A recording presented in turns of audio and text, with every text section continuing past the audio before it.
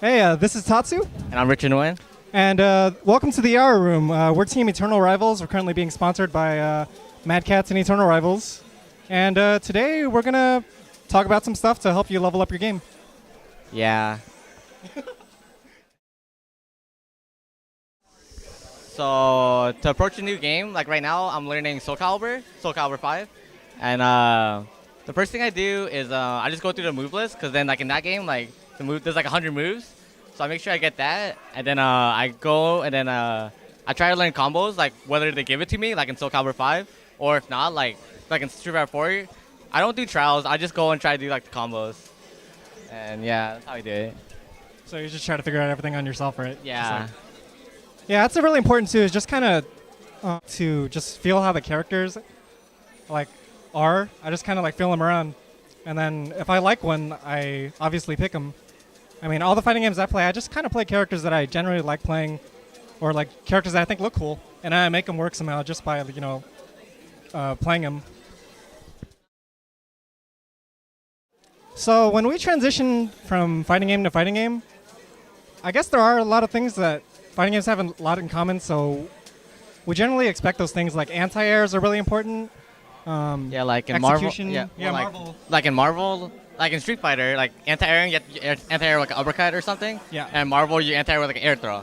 Yeah. So it's like, yeah, you have to like, it's the same concept, but it's a different, like way to do it. So like when you learn a game, like you try to find like the way to like stop jumps and stuff in general. Space control, everything really carries over. That's why like Justin Wong's like good at every game, because he's been playing games for years, and when he picks up a new game, it's kind of like, yeah, I know this. I've done this before, Yep. Yeah, that's it. Alright, so stuff that messes me up is like lots of the more recent games, like Soul Calibur 5 and Marvel, like there's really combo based, and then like especially like Marvel, you have to know 3 characters, and then in Soul Calibur you have to learn a character, and like there's so much like there's wall combos and there's combos off specific launchers and stuff.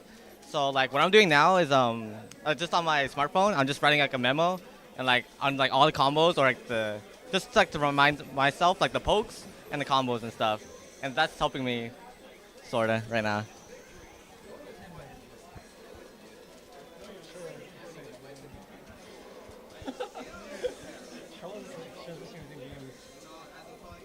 I guess for me, the thing that sometimes throws me off about games is like, I don't know, just simple stuff like length of combos.